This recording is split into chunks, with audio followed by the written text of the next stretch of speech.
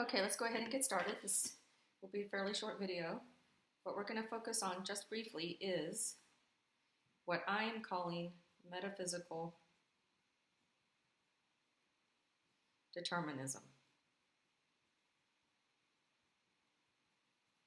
I went over in a written lecture prior to this review item, why I'm using metaphysical determinism and what it is in reference to and what Lawhead calls it. Let's just remember that this is the idea or the position that everything that was, is, or will be has a cause. One thing to understand then in terms of metaphysics is there is no such thing as an uncaused event, an uncaused reality. There is no such thing. If something exists, then that something must exist from something else. In other words, something cannot come from nothing. If you have something like a mental state, a behavior, or a choice, then it must have been caused by something. All right, so let's draw a little diagram to kind of represent what's going on with the determinist. So let's say you're in the present, and let's just say that you think,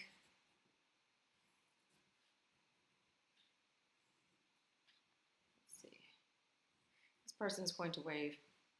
Oh, this person has too many fingers. Okay, so here you are in the present, right? And here's the future. And when we look out towards the future, it seems like we have a lot of options. So we have option 1, option 2, and I'm going to use our COVID-19 context, which is shelter in place. So imagine that we've just been issued the shelter in place the initial time, and you had several options when that was presented in the media on behalf of various government peoples. You chose to shelter in place. Okay, so now I can ask, well, what caused you to shelter in place, right? What led to that? So to do that, what you have to do is you have to go back to the past. That is what a determinist would do. A determinist would ask, well, why did you want to do that? Why did you desire to shelter in place? Why did you believe sheltering in place was the thing to do? And then eventually what would happen, according to the determinist, is we would unpack a bunch of causes. We have cause A, cause B, cause C, right? And these can be thought of as, in terms of like kinds of causes, they can be psychological, they can be institutional, so like our governments and our schools.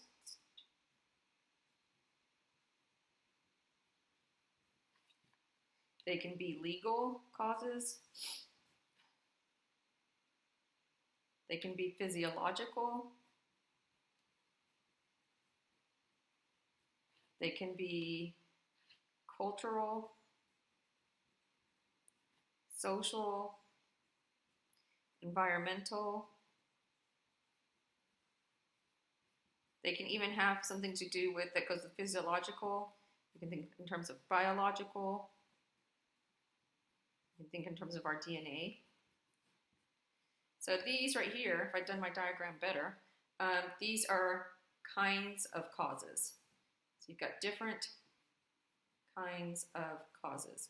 So it's interesting, like if you went back to the interview, the one that you had to watch and maybe the extra credit one you might have done, it would be interesting to go back and listen to the interview and see which categories the interview showed were at play in terms of causes, in terms of a student selecting a certain option and having the want and the desire that caused the student to have selected a certain major. You look at the causes and you learn about some of them.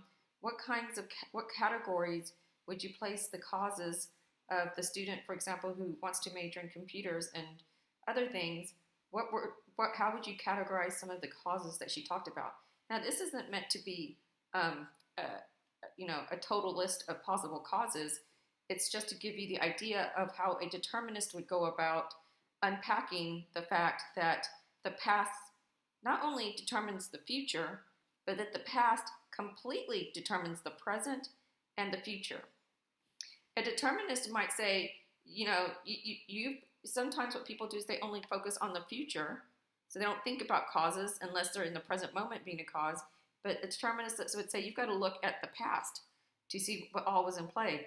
Now, of course, there's a lot of causes that the student talked about, and so these lines just means there's all kinds of causes. They're interlocuting, and then eventually, according to the determinist, they lead to one choice. Okay, so notice that I have this more in bold.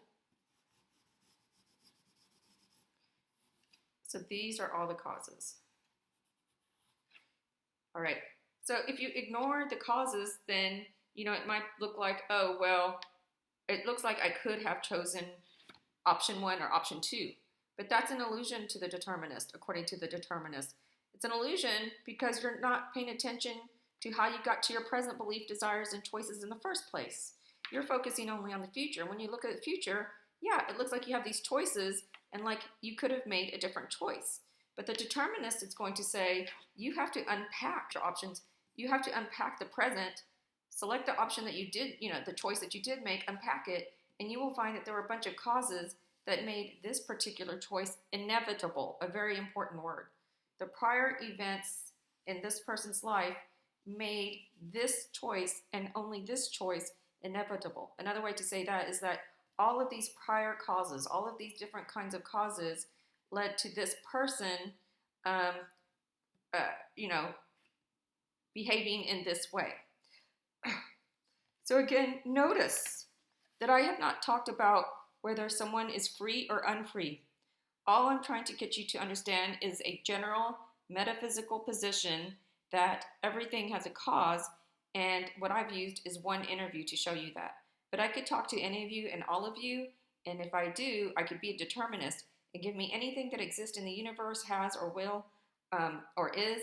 I can unpack it like a determinist by asking you questions or other questions to figure out how the present and the future came to be. I just need to be able to look at the past. And the reading touched on a general idea about this. So you can see that I'm just giving you a graphic here to speak. Now, in order for you to have chosen option 2, you would have had to have different linkages in here. So maybe a cause would be different, or maybe the causes would connect in a different way. But the future would have consisted of choosing option 2 only if the causal history made that possible. And you got to think about this. Once the past has happened, it becomes a fact. You cannot go back and erase it in time. That fact is forever true and truly a part of your past. So you can't, because sometimes students will say, yeah, I could have done something differently, but you're missing the point of the determinist. You can't do something differently because all the prior events made a particular outcome the necessary one. What has happened in the past can no longer be changed. All right, so again, some important points to note about this diagram. One is it's showing what I call metaphysical determinism, what Lawhead sometimes just calls determinism, and what he also calls the thesis of universal causation. The basic idea here is that everything and anything has a cause, and I'm just giving you one example, but we could substitute here government, schools, principals, teachers, whatever, and some option or choice they made, and we could unpack it in terms of causes. Again, another big idea, if you're a determinist, there's no such thing as an uncaused event.